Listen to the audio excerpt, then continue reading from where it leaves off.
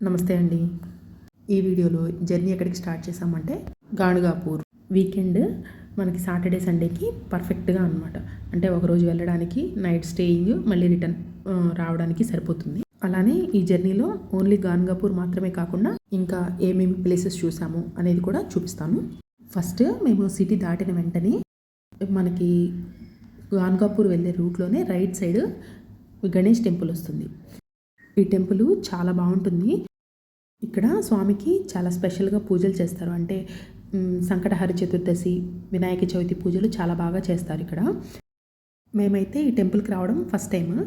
నాకు తెలిసి చాలామందికి ఈ టెంపుల్ ఐడియా ఉంటుంది. ఈ టెంపుల్లో కూడా వాహన పూజలు చాలా ఎక్కువగా చేస్తారు. టెంపుల్ 12:30 వరకే ఓపెన్ చేసి ఉంటుంది. మళ్ళీ ఈవినింగ్ 4:30 తర్వాత టెంపుల్ ఓపెన్ చేస్తారు. ఇక్కడ 108 ప్రదక్షిణలు చేసే వాళ్ళు ఉన్నారు. కోరికలు నెరవేరిన తర్వాత క్రౌడ్ కూడా ఎక్కువగా ఉంది. వీకెండ్లో అయితే చాలా ఎక్కువగా ఉన్నారు. మేము దర్శనం చేసుకొని ఇంకా మళ్ళీ గాణుగాపూర్ బయలుదేరిపోయాము. మేము స్టార్ట్ అయిన తర్వాత నుంచి హెవీ రెయిన్, అసలు ఎంత అంటే ముందున్న కారు కూడా కనపడనంత రెయిన్ అనమాట. బాగా హెవీగా వర్షం పడడం వల్ల మేము కొంచెం సేపు ఆగి మళ్ళీ స్టార్ట్ అయిపోయాము. కానీ ఆ రోజున్న క్లైమేట్ మాత్రం చాలా బాగుంది. ఇంకా క్లైమేట్ కూడా బాగుంది. ఇంకా ఎక్కడైనా కూర్చొని లంచ్ చేసేద్దాం అనుకున్నాము. లంచ్ మేము ఇంటి దగ్గరే ప్రిపేర్ చేసుకొని వెళ్ళాము. ఎందుకంటే చిన్నపిల్లలు ఉన్నారు కదా, బయట ఒకవేళ దొరికినా దొరకపోయినా ఫుడ్ అనేది ఇబ్బంది లేకుండా ఉండడం కోసం లంచ్ ప్రిపేర్ చేసుకొని వెళ్ళాము.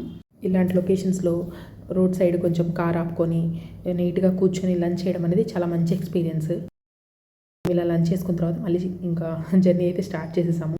జర్నీ కంటిన్యూస్గా అయితే జరగలేదండి. ఇంత రెయిన్ పడుతూ క్లౌడీగా ఉండడం వల్ల లొకేషన్స్ చూస్తూ నిదానంగా వెళ్ళాము. మేము వెళ్ళేసరికి గాణుగాపూర్కి ఈవినింగ్ అయిపోయింది. మేము గాణుగాపూర్ వెళ్ళాలి అనుకున్నప్పుడు అక్కడ రూమ్స్ అవైలబిలిటీ చూసుకున్నాము. హోటల్స్ అలాంటివి అయితే చాలా తక్కువగా ఉన్నాయి, కానీ ఆశ్రమాలు అయితే చాలా చాలా ఎక్కువ ఉన్నాయి. మనకి అక్కడికి వెళ్ళిన తర్వాతైనా మనకు ఏదైనా ఒక ఆశ్రమంలో రూమ్స్ అయితే దొరుకుతాయి. మాకైతే అవధూత ఆశ్రమం అని అక్కడ రూమ్ దొరికింది. మేము ముందే సెట్ చేసుకున్నామని చెప్పాను కదా, అక్కడ రూమ్ బుక్ చేసుకున్నాము. ఇక్కడ రూమ్కి వెళ్ళి కొంచెం రెస్ట్ తీసుకొని ఫ్రెష్ అప్ అయిపోయి టెంపుల్కి వచ్చేసాము. ఆలయ గోపురం అయితే ఇప్పుడు చూపించిన వీడియో అనమాట. మేము ఇక్కడ టెంపుల్కి వచ్చేసరికి 8 అయిపోయింది. 8 నుంచి 9 o'clock టైంలో స్వామికి పల్లకీ సేవ జరుగుతుంది. మేము ఈ టైంలో రావడానికి కారణం కూడా పల్లకీ సేవ చూద్దాము అని. పల్లకీ సేవ చూడడానికి కూడా చాలా అంటే చాలా ఎక్కువ మంది వస్తారు. లోకల్స్ కానీ ఇలా బయట నుంచి వెళ్ళిన భక్తులు కానీ పల్లకీ సేవ చూడడానికి ఈవినింగ్ టైంలో కంపల్సరీ వెళ్తారు టెంపుల్ దగ్గరికి. ఫస్ట్ టైం వెళ్ళే వాళ్ళైతే పల్లకీ సేవ చూసుకోండి కంపల్సరీ. ఇంకా నెక్స్ట్ పల్లకీ సేవ చూసుకున్న తర్వాత డిన్నర్ చేసుకుని రూమ్కి వెళ్ళిపోయాము. Next day early morning 4:30 time కల్లా టెంపుల్కి వచ్చేసాము. ఆ టైంలో చాలా తక్కువ మంది ఉంటారు టెంపుల్లో. మనకి స్వామివారి నిజపాద దర్శనం ఆ టైంలోనే అవైలబుల్గా ఉంటుంది. మేము ఆ టైంకి వచ్చి ఇలా దర్శనం చేసుకున్నాము. 6 తర్వాత అయితే స్వామివారి పాదుక దర్శనం ఉండదు. ఓన్లీ స్వామివారి రూపం మాత్రమే మనకు దర్శనం అవైలబుల్గా ఉంటుంది. అందుకని ఎవరైనా సరే ఫస్ట్ టైం వెళ్ళే వాళ్ళు అయితే స్వామివారి నిజరూప దర్శనం చూసుకోవాలి అనుకుంటే మార్నింగ్ 3:30 నుంచే మనకి దర్శనం అవైలబుల్గా ఉంటుంది. 3:30 to 6 వరకు స్వామివారి నిజరూప దర్శనం చేసుకోవచ్చు. మేము ఇంకా దర్శనం చేసుకొని కొంచెంసేపు అక్కడ ఆలయంలో కూర్చున్నాము. ఇక్కడ స్వామి చుట్టూ 108 ప్రదక్షిణలు చేసే వాళ్ళు కూడా ఉన్నారు ఆ టైంలో. చాలా తక్కువ క్రౌడ్ ఉంది కాబట్టి వాళ్ళు ప్రదక్షిణ చేయడానికి కూడా చాలా వీలుగా ఉందన్నమాట. ఇక్కడ కూర్చొని పొద్దున్నే పారాయణ చేసుకునే వాళ్ళు కూడా ఉన్నారు. అంటే గురుచరిత్ర ఎవరైతే చదువుతున్నారో వాళ్ళు గురుచరిత్ర పారాయణ చేసేవాళ్ళు, లేకపోతే గురుచరిత్ర స్టార్ట్ చేసే వాళ్ళు కూడా అక్కడ కూర్చొని చదువుతూ ఉన్నారు. చెప్పాలి అంటే మేము ఇక్కడ చాలా ఎక్కువ టైమే స్పెండ్ చేసాము. 6:30 వరకు కూడా టెంపుల్లోనే ఉన్నాము. టెంపుల్లోకి ఆవులు కూడా వచ్చినాయి. పిల్లలు పెద్దవాళ్ళు అందరూ గోప్రదక్షిణ చేశారు. అలానే ఇక్కడ ఈ కుక్క తోటి చాలా బాగా ఆడుకున్నారు పిల్లలు. అసలు ఏమీ అనలేదు. అందుకనే ఏమో పిల్లలు దాని చుట్టూ చేరి ఆడుకోవడము ఇలా చూస్తూ కూర్చున్నాం అనమాట. ఇంకా టెంపుల్ నుంచి బయలుదేరి సంగమం ప్లేస్కి వచ్చాము. సంగమం ప్లేస్ అంటే ఇక్కడ 2 నదులు సంగమం అన్నమాట. అమరజ, భీమా అనే 2 నదుల సంగమం. ఇక్కడ నుంచి స్నానం చేసి టెంపుల్కి వెళ్ళి దర్శనం చేసుకునే వాళ్ళు కూడా ఉంటారు. ఇక్కడ నేను మీకు చూపిస్తున్నాను చూడండి. ఇక్కడ నుంచి నడిచి ఇలా వెళ్ళాలి. ఈ వీడియో అయితే ప్రజెంట్ వీడియో కాదండి. మేము ఫస్ట్ టైం వెళ్ళినప్పుడు ఎలా ఉందో ఆ వీడియో చూపిస్తున్నాను. ఎందుకంటే మీకు 2 నదులు ఎలా సంగమం ప్లేస్ అనేది కూడా చూపించడం కోసం. ఇక్కడ చూడండి 2 నదులు, అటు ఒక పాయ ఇటు ఒక పాయ వస్తుంది కదా, ఇక్కడ సంగమం ప్లేస్ అన్న. ఈ వాటర్ అంతా ఇప్పుడైతే ఇలా లేదు. మేము సెకండ్ టైం అలా వెళ్ళినప్పుడు చాలా వాటర్ ఉన్నాయి. సెకండ్ టైం వెళ్ళినప్పుడు చాలా అంటే చాలా ఎక్కువ వాటర్ ఉన్నాయి. ఆ వీడియో కూడా ప్లే చేస్తాను. ఈ వీడియో అయితే ఇప్పుడు కాదులేండి, చాలా రోజుల క్రితందే. ప్రజెంట్ వాటర్ ఎలా ఉన్నాయో కూడా ఒక క్లిప్ వేస్తాను చూడండి. ఈ నదిలో ఎక్కడ వాటర్ ఉన్నాయో అక్కడికి ముందుగా నడుచుకొని వెళ్ళాము. మనము దీపాలు కూడా వదలొచ్చు, అందుకని అక్కడ అమ్ముతారు మనకి పసుపు కుంకుమ దీపాలు, అలానే థ్రెడ్స్ అవి ఇవి అమ్ముతారు. అవన్నీ కొనుక్కొని మనం అక్కడ దీపం కూడా వదలొచ్చు. మేము వెళ్ళేసరికి సన్ రైజ్ అయిపోయింది కదా, చూడండి ఎంత బాగుంది ఆ టైం. ఇంకా అక్కడ దీపాలు వెలిగించి నదిలోకి వదిలామన్నమాట. ఇంకా కాసేపు అక్కడే టైం స్పెండ్ చేసాము. ఇక్కడ చూడండి 2 నదుల సంగమం కదా, ఇటు ఒక నుంచి ఒక పాయ అటు నుంచి ఒక పాయ వస్తుంది. ఇక్కడంతా సంగమం. అందరు ఇక్కడ మునిగి స్వామివారి దర్శనానికి వెళ్తారు. ఈ ఇయర్లో మేము వెళ్ళినప్పుడు వాటర్ ఇలా ఉన్నాయి. ఇక్కడ చూడండి వాటర్ చాలా అంటే చాలా ఎక్కువగా ఉన్నాయి. వర్షాకాలంలో వెళ్ళామన్నమాట మెయిన్గా, అందుకనే వాటర్ కూడా చాలా ఎక్కువగా ఉన్నాయి. ఇక్కడ అందరూ స్నానం చేస్తూ ఉన్నారు ఇప్పుడు కూడా. ఇలా సంగమం దగ్గర నుంచి బయటకు వచ్చిన తర్వాత ఔదంబర వృక్షం అని మెయిన్ ప్లేస్. ఇక్కడ గురుచరిత్ర పారాయణ ఎక్కువగా చేస్తారు. ఇక్కడ చూడండి, ఇక్కడ కూర్చున్న వాళ్ళంతా గురుచరిత్ర పారాయణ చేస్తూ ఉంటారు. మనం గాన్గాపూర్లో చూడాల్సిన ప్లేసెస్లో ఈ ఔదంబర వృక్షం కూడా ఒకటే అన్నమాట. ఈ చెట్టు చుట్టూ కూర్చొని అందరూ గురుచరిత్ర పారాయణ చేస్తూ ఉంటారు. ఇందాక టెంపుల్లో చూపించాను కదా, ఇక్కడ కూర్చొని స్టార్ట్ చేస్తారు అని. అక్కడ ఎర్లీ మార్నింగ్ కాబట్టి ఎవరు లేరు కాబట్టి కూర్చున్నాము. మామూలుగా అయితే ఈ చెట్టు చుట్టూ ఉన్న ప్లేస్లోనే కూర్చొని గురుచరిత్ర పారాయణ చేస్తారు. ఇక్కడ చెట్టు దగ్గర వినాయక స్వామి, అలానే మెయిన్గా దత్తాత్రేయ స్వామి నరసింహ సరస్వతి రూపంలో ఇక్కడ నడిచారు అని చెప్తారు. దత్తాత్రేయ స్వామి నరసింహ సరస్వతి రూపంలో ఇక్కడ తిరిగారు అని చెప్పి ఇక్కడ పాదుకా దర్శనం అయితే చాలా స్పెషల్.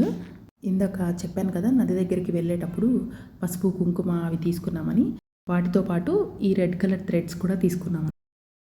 అక్కడ నదిలో ఆ థ్రెడ్స్ని తడిపి తీసుకొచ్చి ఇక్కడ టెంపుల్ దగ్గర ఔదంబర వృక్షం దగ్గర కట్టాము. ఇంకా ఇక్కడ బయటకు వచ్చిన తర్వాత ఇలా చిన్న షాపింగ్ స్టాల్స్ ఉన్నాయి. ఇక్కడ గురుచరిత్ర బుక్స్ మీకు ఏ లాంగ్వేజ్లో కావాలంటే ఆ లాంగ్వేజ్లో ఉన్నాయండి. గురుచరిత్ర బుక్స్, గాన్గాపూర్ స్పెషాలిటీస్ అని బుక్స్, చాలా రకాల బుక్స్ అవైలబుల్గా ఉన్నాయి. అలానే గాన్గాపూర్లో ఇంకొక ఇంపార్టెంట్ ప్లేస్ ఏంటంటే కల్లేశ్వర స్వామి టెంపుల్. ఇది శివయ్య టెంపుల్. ఇక్కడ ఇంకా 2-3 చిన్న చిన్న టెంపుల్స్ కూడా ఉన్నాయి. ఇది గుడికి దగ్గరలోనే ఉంటుంది, కానీ సంగమం ప్లేస్కి ఇక్కడికి చాలా దూరము. మ్యాక్సిమం ఒక 2-3 కిలోమీటర్స్ ఉంటుంది టెంపుల్కి సంగమంకి.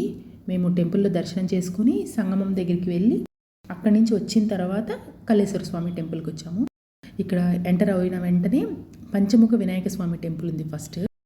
ఇక్కడ స్వామిని దర్శనం చేసుకొని వెనుకగా వెళ్తే ఇక్కడ శనీశ్వర స్వామి స్వయంభూగా వెలిసారు అనేసి చెప్పారు. ఇక్కడ బోర్డు కూడా అలానే ఉంది.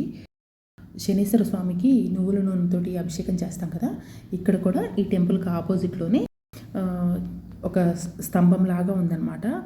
మరి అది ఏంటో అయితే నాకు తెలీదు. అక్కడ అందరూ స్వామివారికి నువ్వుల నూనెతో అభిషేకం చేస్తూ ఉన్నారు. అక్కడి నుంచి వచ్చాక ఇక్కడ శివయ్య దర్శనం చేసుకుంటూ ఉన్నాము. అలానే దుర్గామాత దర్శనం కూడా చేసుకున్నాము. ఇంకా అక్కడ ఆంజనేయ స్వామి టెంపుల్ ఉంది, చిన్న గుడి. ఆంజనేయ స్వామి గుడి దగ్గర ఇక్కడ ఈ రాయి అయితే చాలా స్పెషల్. అందరూ రూపాయి కాయిన్స్ని నిలబెట్టడానికి ట్రై చేస్తున్నారు. ఈ రాయి స్పెషల్ ఏంటనేది తెలియదు, కానీ అందరూ ఇలా కాయిన్స్ నిలబెట్టడం వల్ల మేము కూడా చాలా వరకు ట్రై చేసాము. ఎక్కడైతే పగుళ్ళు ఉన్నాయో ఆ ప్లేస్లో నిలబెట్టామన్నమాట. కొంచెం కొంచెంగా మా వాళ్ళు ఇంకా ట్రై చేస్తూ ఉన్నారు.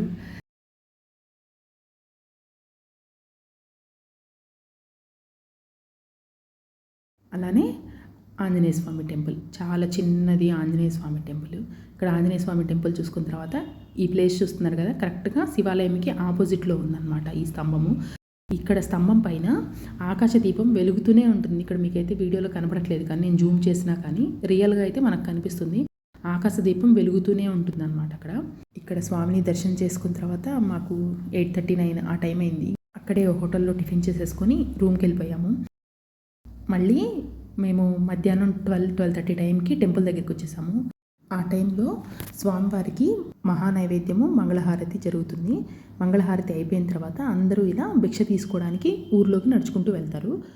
చాలా వరకు గాన్గాపూర్ వచ్చిన వాళ్ళు భిక్ష తీసుకోకుండా అయితే వెళ్ళరు. ఎవరైనా ఒక 5 ఇంటి దగ్గర కానీ ఒక 5 దగ్గర కానీ భిక్ష తీసుకోవాలి అని చెప్తున్నారు. ఇక్కడ నేను మీకు స్పెషల్గా చూపిస్తున్నాను చూడండి ముగ్గు. ఈ ముగ్గు దారంతటా వేస్తూ వెళ్ళారు. ఆ ముగ్గును ఫాలో అవుతూ వెళ్తే ఎవరైతే మనకి భిక్ష ఇస్తారో వాళ్ళ ఇంటి దగ్గరికి వెళ్తుందనమాట ఆ ముగ్గు. కరెక్ట్‌గా మేము అలా ఫాలో అయిపోయాము అక్కడ పక్కన వాళ్ళు చెప్పడం వల్ల. వీళ్ళు అనే కాదండి, చాలామంది అక్కడ మనకి భిక్ష ఆఫర్ చేస్తారు. మనం ఎక్కడైనా తీసుకోవచ్చు. ఇలా టెంట్ వేసి కూడా ఉంటుంది భిక్ష మనకి పెట్టే వాళ్ళ దగ్గర. మనకి టెంపుల్లోనే బాదం ఆకులు కుట్టేసి ఒక విస్తరిలాగా అమ్ముతూ ఉంటారనమాట. 2 రూపీస్ 3 రూపీస్కి. అవి తీసుకొని మేము ఇలా లైన్లో వచ్చాము. మాకైతే ఐడియా లేదు కదా, జస్ట్ భిక్ష ఇస్తారనే ఐడియా ఉంది కానీ ప్లేట్లు తీసుకోవాలి ఇలా ఐడియా లేదు. మేము అక్కడ అవి తీసుకున్నాము. తర్వాత ఇక్కడ మాకు 5 రకాలు ఫుడ్ పెట్టారు. ఆ ఫుడ్ తీసుకున్నాం. చూడండి ఇక్కడ ఫుడ్ కూడా టేస్ట్ చాలా అంటే చాలా బాగుంది. మేము ఆ ఫుడ్ తినేసి ఇంకా రూమ్కి వెళ్ళిపోయాము. ఇంకా అక్కడి నుంచి రిటర్న్ బయలుదేరేసామన్నమాట. ఇంకా లగేజ్ అంతా ప్యాక్ చేసుకొని బయలుదేరిపోయాము. వస్తూ దారిలో మనకి బీదర్ కూడా తగులుతుంది. ఇక్కడ బీదరు లక్ష్మీ నరసింహస్వామి చాలా ఫేమస్. మ్యాక్సిమం హైదరాబాద్ నుంచి గాన్గాపూర్ వెళ్ళే వాళ్ళందరూ ఈ టెంపుల్ని విజిట్ చేస్తారు. వెళ్ళేటప్పుడు కానీ రిటర్న్ వచ్చేటప్పుడు కానీ విజిట్ చేస్తారు. ఇక్కడ మెయిన్ ఏంటంటే స్వామి నీళ్ళల్లో ఉంటారు ఒక గుహలోకి. ఆ నీళ్ళలో నడుచుకొని వెళ్ళాలి. ఇక్కడ మనకి టోకెన్స్ అవైలబుల్గా ఉన్నాయి. టోకెన్స్ తీసుకోవచ్చు. చెప్పులు పెట్టుకోవడానికి దేనికి ఇబ్బంది లేకుండా చాలా బాగుంటుంది ఇక్కడ ప్లేస్ కూడా. మేము ఇక్కడ టోకెన్ తీసుకొని ఇంకా టెంపుల్ దర్శనానికి అయితే వెళ్ళాము. మేము బీదర్ వచ్చేసరికి టైం 4:50 అలా అయిపోయింది. 5 తర్వాత అయితే ఎంట్రీ లేదు. ఒక 5-10 మినిట్స్ అంతే, పెద్ద ఎక్కువ కూడా ఏం ముందు రాలేదు. ఇక్కడ టెంపుల్ బయట చూడండి, ఇక్కడ మీకు ఎంట్రన్స్ ప్లేస్ చూపిస్తున్నాను కదా, ఇది ఎంట్రన్స్ అనమాట. ఇక్కడ నుంచి లోపలికి వెళ్ళాలి. ఒక 1/2 కిలోమీటర్ వరకు ఉన్నట్టుంది. వాటర్లోనే నడవాలి. ఇక్కడ చిన్నపిల్లలకైతే కొంచెం ఇబ్బందిగానే ఉంటుంది. పెద్దవాళ్ళకి కూడా చాలా ఎక్కువగా వాటర్ వస్తాయి. మనం పై వరకు గొంతు వరకు వస్తాయి అన్నమాట ఒక్కొక్కళ్ళకి కూడా. మా వారైతే మా పాపను ఎత్తుకున్నారు. చిన్నపిల్లలకైతే చాలా అంటే చాలా ఇబ్బంది. ఫస్ట్ మాకు అంత ఐడియా లేదు ఇక్కడ టెంపుల్లో ఇలా వెళ్ళాలి అని. అందరూ బీదర్ టెంపుల్ అని చెప్తున్నారు కానీ బీదర్ ఫోర్ట్ ఒకటే తెలుసు, టెంపుల్ అయితే తెలీదు. అక్కడికి వెళ్ళిన తర్వాత ఇంకా చిన్నపిల్లల్ని చాలామంది అలానే ఎత్తుకుని ఉన్నారు. ఇంకా లోపలికి వెళ్ళి స్వామి దర్శనం చేసుకొని వచ్చాము. ఈ స్టెప్స్ ఎక్కిన తర్వాతే స్వామి దర్శనం అనమాట. అక్కడ స్వామి గుహలో చాలా బాగున్నారు. చాలా చిన్న టెంపుల్.